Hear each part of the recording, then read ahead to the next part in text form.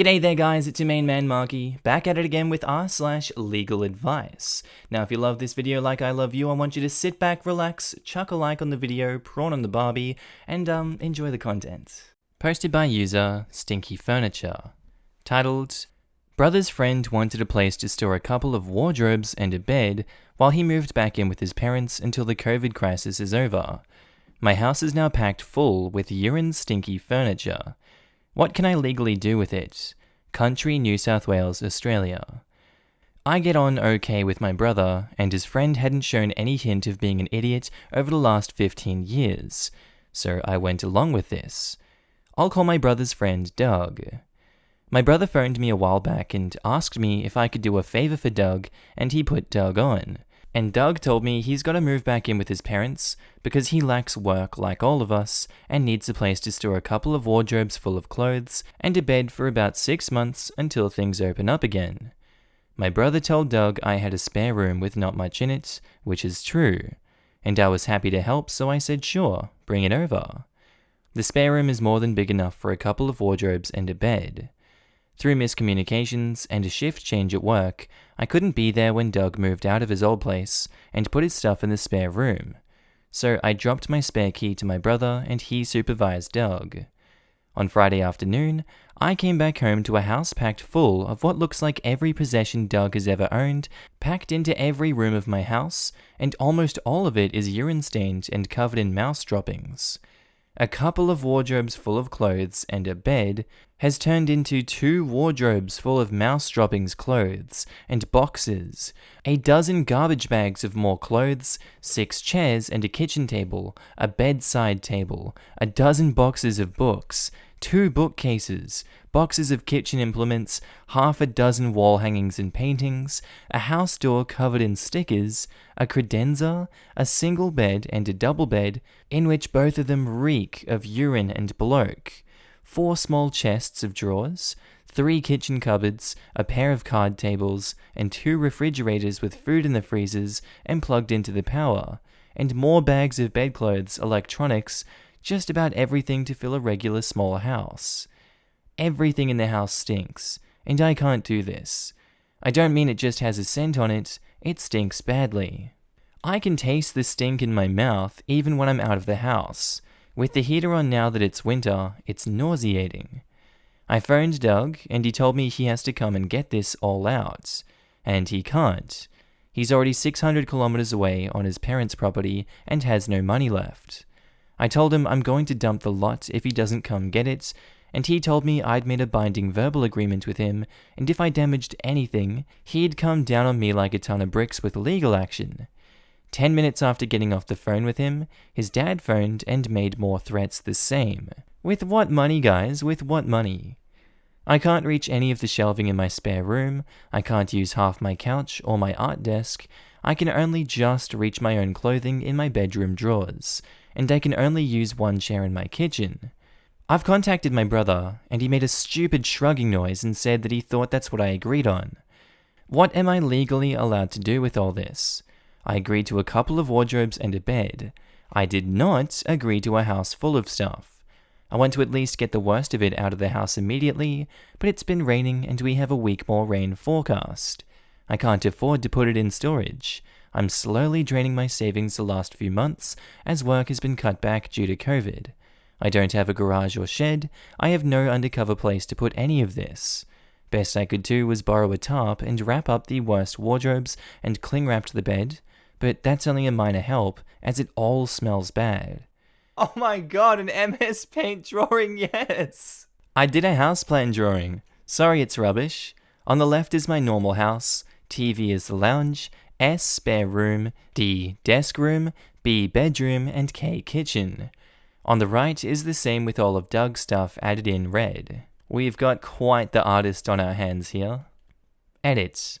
Okay, this has gone beyond legal advice and beyond a joke, I think. I just went around taking photos, and Doug has a dried up, used cat litter tray in the bottom of his wardrobe underneath clothing. The bags of clothing have mouse nests in them, and there are cockroaches. I've phoned friends, and we're dumping it on the front lawn tonight. It's 11:30 PM here. and I'm texting Doug's parents with the photos, and if they want any of it, they'll come get it. I'll deal with the consequences of that later. My sanity and sanitation is worth more. So some people in the comments recommend, before you do anything, make sure to take pictures. Thanks for that. Good suggestion. Doing it right now. Also, take a video walkthrough. Narrate. Have another person there to witness during the video. In your video, describe in detail exactly what you were seeing and smelling. I did this here in the US for a lawsuit. When the judge saw the video, we won damages. Good luck.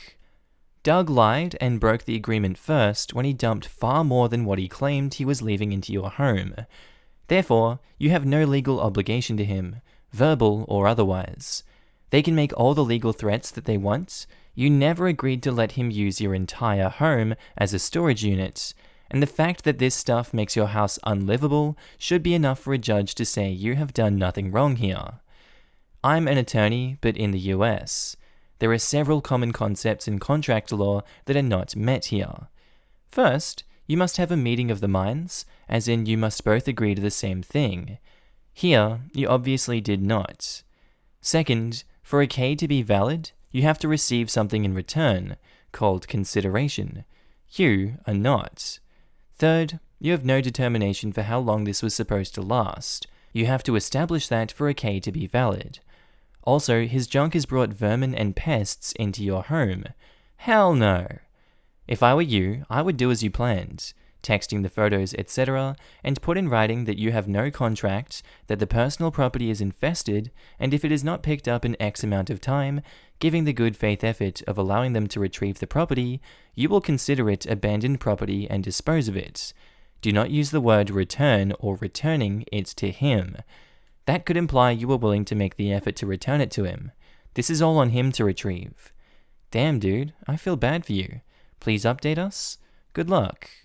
You can skip to the update if you want. This one's really interesting. It's a little bit long. First up, I'm in the UK and I am a lawyer. I would say this is a prime example of no good deed going unpunished. Assuming your jurisdiction is contract law like the UK, for a contract to be binding, both people get something out of it, and this doesn't sound like a legal contract to me as you were doing him a favor and no money changed hands. Second, it seems to me that what actually happened is unreasonable, in terms of amount of stuff and its conditions, and well outside of what was agreed initially. To such an extent, it is affecting your ability to live comfortably in your home. I think this could be deemed a legal nuisance, which you did not consent to. Do you have any free legal advice centers where you live, or say law students that do a uni clinic? If you deliberately chuck his stuff, you might be committing criminal damage, so you do need to be careful. So I would write to him and his dad to say, I agreed to X items in my spare room, I did not agree to Y, actual items and the unpleasant state of them. This means Z effects to me, i.e. smell, can't get to my own stuff, etc.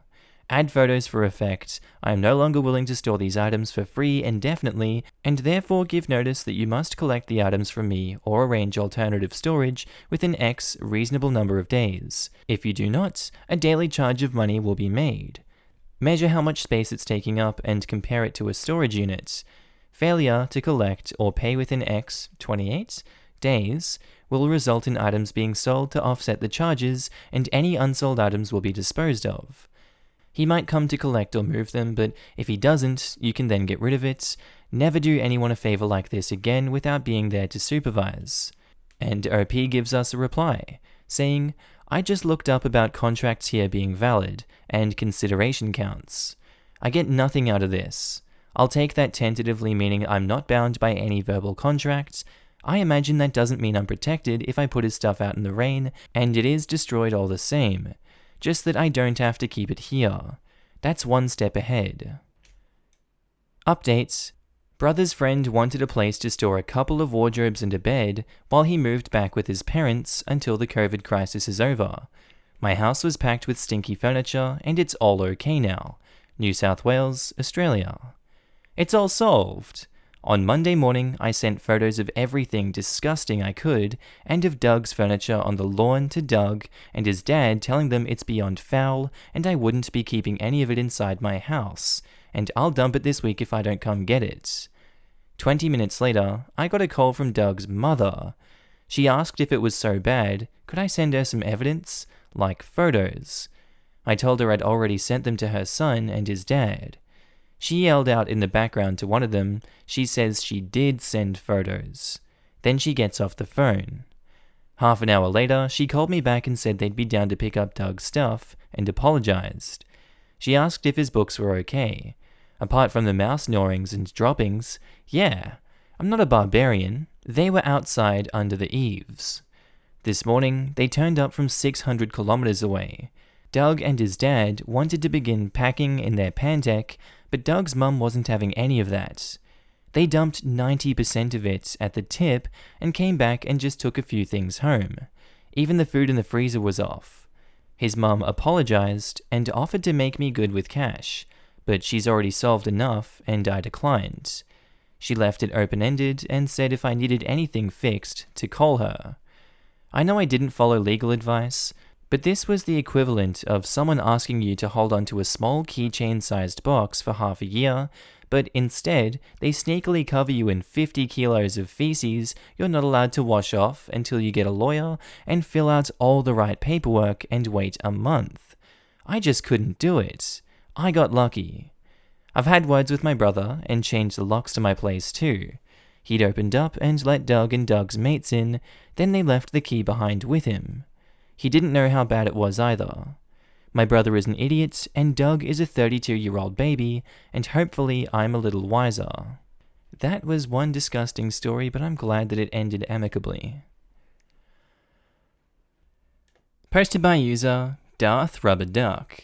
Titled, Someone claiming to be my wife scheduled a vasectomy for me. I'm single, and I've not been to that hospital in 4 years. Healthcare law including HIPAA. So the hospital in question, I had not been to it in roughly 4 years. I had gone to the ER after an accident at training with the National Guard in another part of the state. Today, I received an automated text from the urology center about an appointment tomorrow afternoon. I called them, and they told me a woman claiming to be my wife had scheduled it with my name, date of birth, and cell phone number. I told them that I'm not married and have no interest in vasectomy ever. They cancelled the appointment. The last doctor I saw was at a local urgent care that's not in the same healthcare system as that clinic. They're two separate entities. Do I need to file a HIPAA complaint? Nobody outside of the healthcare organization, my chain of command, and battalion would have known of this ER visit back then. What should I do? Honestly, I would guess there was a mix-up, and an employee put the appointment on the wrong patient record. It is the simplest explanation, and nothing else really makes sense. If someone was trying to get a vasectomy on your dime, they would have used their own cell number for follow-up. That's a good point, but others have suggested the possibility of identity theft, and I would say it's worth OP following up just to be safe. You can contact the hospital's privacy office and file a complaint. If someone called in and provided your info though, then the hospital did nothing wrong. Can the hospital take action against the individual on my behalf if I request it? They can take action for a HIPAA violation if the hospital or one of its employees, or former employees, is at fault. They can't if that person found out some other way. If the latter is true, do I have other options like some sort of fraud law? No, because you have no damages. Keep a record of this though, in case it is stalking behavior. You will have to establish a repeated pattern of harassment to get a restraining order, and making weird medical appointments for you definitely falls under that heading. They can prevent them from using their hospital, emergency services excluded. The odds of them doing so is practically nil. They will probably investigate that there were no internal breaches and move on. More likely option though, do you have any friends that would pull a prank on you? Outside of people I know in the Guard? No. That's a yes then. Update. I contacted the hospital's privacy office and told them what happened. The lady on the other end said that when I went there in 2016, they misspelled my last name to one that's much more common. I get that a lot actually. And she suspects the clerk handling appointments got mixed up. That said, she said she would contact the clinic, have them contact the lady who called them for the appointments, and verify that this was just a clerical error and not fraud. Posted by user Azula Always Lies. Titled, "My dad is trying to take my car." So, my grandfather recently passed away. His name along with mine is on the title of my Kia. Nothing in the will specifies that the car reverts to me or to anyone, seeing as the will hasn't been updated since 2014. My grandfather outright paid for my car in full from the dealership and took out a loan that I was to be paying him back for since I could not get a loan myself due to the lack of credit. The car was bought in 2015. The loan was paid off by my grandfather due to the situation. He took the car away from me in 2016 because I got a red light ticket that turned into a warrant before I had the money to take care of it. The will is in probate. He and my uncle split everything, including the vehicles. My father cannot be the executor of the will because of a past felony, so it reverts to my uncle who lives in Hawaii and we're in Texas. I have not contacted my uncle about any of this just yet. I wanted a bit of real advice, seeing as I'm broke and have no options. My father wants to buy my uncle out of his half of my car, and have me pay him the $10,000, under certain conditions. I have always intended to pay that back to my grandfather. We even had a discussion about what happens when he died, and I would owe the estate. My dad wants the car fully in his name until I have paid him back in full. I have a problem with this. The exact reason he wants my name off the title is so that he has full control of the car, meaning if I'm not doing what he thinks I should be doing, he takes it away. The exact reason I want my name to stay on the title. Peace of mind, security. The car is completely paid off and has no ties to a contract, loan, or dealership. My grandparents loved me dearly, even when they didn't exactly like me or the life I lead, and this is the only thing any of my family has been able to do for me. I don't want to fight my dad on this, but it's looking like my only option. I need that car to get a job so I can start school, so I can start my life. Small backstory. I have been diagnosed with CPTSD from prolonged abuse as a child. 13-year-old neighbor kid, I was 7, on top of having my family fall apart at 16 when my father was arrested for trafficking wool across the internet. I was not a victim of this, along with constant emotional abuse from my mother and verbal and physical violence from my brother. At one point in my life, I was actually so terrified to be alone with my brother, autism, Asperger's, bipolar disorder, borderline mentally invalid, that I made up outlandish stories to get CPS involved because my parents either didn't care or didn't believe me.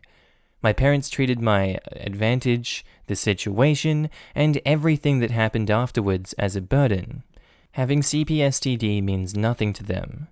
10 years of in and out psychiatric institutions, they still give no crap about how they affected as a child or throughout my life, and as a result, I'm only mentally functional for maybe a good 8 hours and have to have heavy sedation to be able to sleep at night like a normal person, and that knocks me out for 12 to 14 hours. I can't just go out and get a job like someone mentally stable in my situation. I can barely ride a bike to my friend's house and back less than 2 miles from my home without feeling like I am physically dying. This car is literally the last thing in my life that I'm holding on to. It's the only hope I have, and my dad's trying to sabotage that. Please, any advice you could throw my way would be greatly appreciated. Tell your dad to freak off. He's trying to control you and you're an adult now. Sort this out with your uncle. Don't speak to your father about this at all. You could possibly receive the car as your inheritance, and should ask your uncle about that. How old are you? 26. Does the title say you and your grandfather, or you or your grandfather? What kind of agreement did you have to repay your grandfather? Where is the car now? Yes, both names are on the title. The agreement was to pay him a certain amount each month for the loan payments that he was making and my insurance through his policy. I got behind, we had worked it out verbally, and I was catching up. I honestly cannot at this point remember if anything was put in writing other than rules like no smoking, no using a cell phone, etc. The car is currently sitting in my father's driveway, my grandfather's residence before passing. You missed the point of the question. The title will either say and, or it will say or between the two names. The difference is important. If it says and, then it belongs in part to your grandfather's estate. If it says or, then it belongs to you now that he has passed, although the financial interest in it may still have to be dealt with. I see. Thank you for pointing that out, as I did not know there was a difference. I don't have my hands on the title, but I'm working on getting a copy from the dealership. Update on Dad trying to take my car from 2017. So, after all has been said and done, I have my car back. Last year I got so tired of dealing with him that I gave the car back to him and told him to never speak to me again. Between my last post and now, I got into a wreck, and my father told me it might be a good idea. Oh, okay, not gonna say that. My mental health obviously spiraled, and what he said wrecked me for another 2.5 years. I had planned on taking him to court over the car and emotional damages, but that is entirely unnecessary now. My father passed on in April from COVID. His wife decided to sell it to my mother for $1 so that she wasn't technically breaking her promise to him. My mother has turned around and sold it to me for $1, and as soon as the death certificate is in, we will switch the title to my name. I have my car, and I don't owe that monster $10,000 anymore. Thank you for the advice that was given on my previous post. It was a huge help while the car was always in his name. Man, I'm really great that it got solved like this, but that was an emotional roller coaster, my word. I'm really happy for OP, but I'm really sad along the way. And my condolences, OP. I really hope that everything's getting better for you. Posted by user Barbara Duke, titled Manitoba, Canada. My cousin lives in a basement suite. His landlord has recently enacted a new rule in their home that states lights out by 10 p.m., which is enforced via circuit breakers to save on power and lowers landlord's power bills, except my cousin is paying for his own power. As the title states, my cousin is currently renting a basement suite in the house of an older gentleman who owns the property. Legally, the renting situation is done by the book and follows the law to a T. However, 3 weeks ago, my cousin received a notice stating that there will be a new addition to the rule that says, lights out by 10 p.m. My cousin isn't overly bothered by this, as he's usually in bed by 9 p.m. anyways, and he can understand his elderly landlord wanting peace and quiet at night. Unfortunately, he realized immediately, when it first came into effect, that this is enforced by the landlord by physically turning off the power to the whole house by use of the circuit breakers, aside from the breakers for the refrigerators and freezers. This leads to a few problems. 1. My cousin is unable to see where he is going when using the bathroom or getting water at night without the use of a flashlight or phone. Candles are forbidden in the basement suite. 2. My cousin is unable to charge his phone overnight, which is a major issue as he needs it for an alarm and worries about it dying, leading him to potentially sleep in. He can't even run an extension cord from the same socket as the fridge and freezer because he might blow the breaker. And the new rule specifically states that extension cords are not permitted if they are going to be used to circumvent the rule. 3.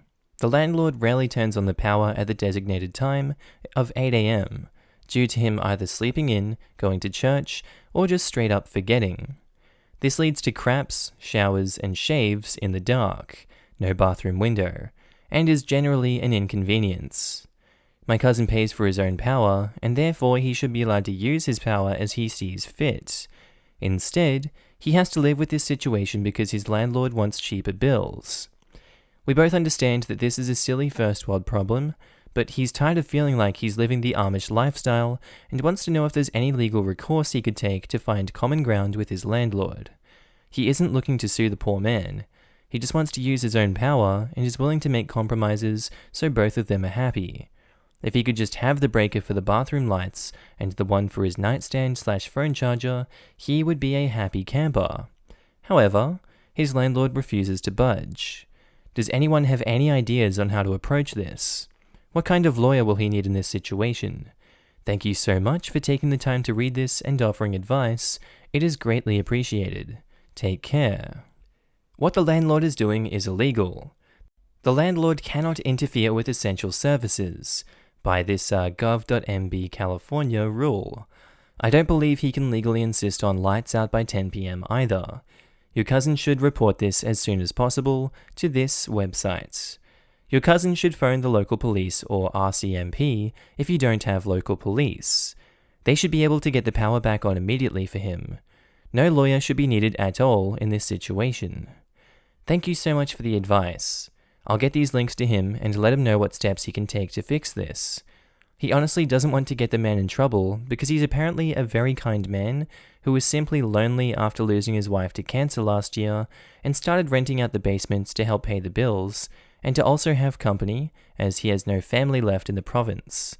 They get along pretty well and they frequently have beers together outside by the fire pit. And this whole power thing is the first hiccup in a decent enough living situation. If anything, he just wants to warn the landlord about which laws he's breaking, so he doesn't get in trouble, as the man has had enough crap go wrong in his life. My cousin is going to try and get him to see reason, and if that doesn't work, he will unfortunately have to report him and let the law fix the problem. This is why you never rent from family or friends. You let things go on for longer than necessary until it inevitably turns into resentment. Anyways, thank you once again for your help. No matter what, he needs to understand that he gets money and in return, he rents out a part of his house. That means he'll have to have something very specific that does not include having power over his tenant's life. If he wants to have the lights out by any time whatsoever, he'll need to stop renting. If you sell an apple, but only under the condition that you pissed on it first, and the buyer still has to pay full price, something wouldn't be right either. Whoa. Is it not the duty of a good lawyer to help a client avoid such escalation when possible? I mean, I don't know that you're a lawyer. I know I'm not, though I've worked for several, and OP definitely isn't your client, but I think the principle is still valid here. OP's friend should first try talking to the landlord peacefully and politely, fully acknowledging the landlord's concerns in the matter, while advising him first of how it personally inconveniences the tenants and how it may also threaten the tenant's safety, well-being, and job, and therefore ability to pay rent, while also advising him that these measures and methods violate prevailing law. That if something should happen to the tenant as a result, a court would probably fine summarily for the tenants and against the landlord for that reason, and if it was something like stumbling in the dark and smashing something expensive, it could be costly to the landlord. The landlord doesn't seem like a jerk to me, just kind of a hard-nosed doofus who probably just doesn't know better. At least he should get the benefit of the doubt before resorting to calling in the cavalry. It should be a last resort to rely on enforcement to solve problems.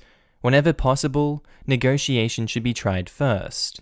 I've gotten good results myself from just talking to people. I will show them the prevailing law as a backup to my argument, but I've very rarely had to actually use it, or even threaten to. This is a silly first world problem. A first world problem would be his phone dying while trying to do Snapchat. Being denied access to an essential service like power, water, healthcare, etc. is literally a third world problem. People have mentioned potential illness on the landlord's part, but I would ask your cousin to look into the landlord's power bill. Cutting your total electricity in half is a big step to save money. Is this man having financial trouble? Is the power company gouging them due to some kind of change? Might be an avenue to look at. Elder abuse can often be financial, and if his landlord is now scraping by, your cousin may be able to report it on his behalf. If it's just your cousin and the old man living in this house, this is either a hostile act against your brother, or maybe an early sign of dementia. A call to whatever is your local adult protective services would not be a mistake. Having exclusive possession is a requirement of any valid tenancy, meaning it grants the person renting and leasing freedom from any sorts of intrusion, like the landlord randomly entering the premises to clean things up, as well as from any onerous terms, such as the one your cousin is facing, particularly if it was not agreed upon on contract. See parole evidence rule. There are definitely grounds for suit here. I would speak to a lawyer if this doesn't work out harmoniously, but I hope it does. Update: my cousin's landlord enacted a new rule that states lights out by 10 p.m. and is enforced by the landlord using the breakers to shut off all power, despite my cousin paying for his own electricity. So, my cousin and I want to thank all of you for the incredible amount of advice and support that you have offered him. He couldn't believe how many people cared and was touched by the very kind messages we've received by you fine folks.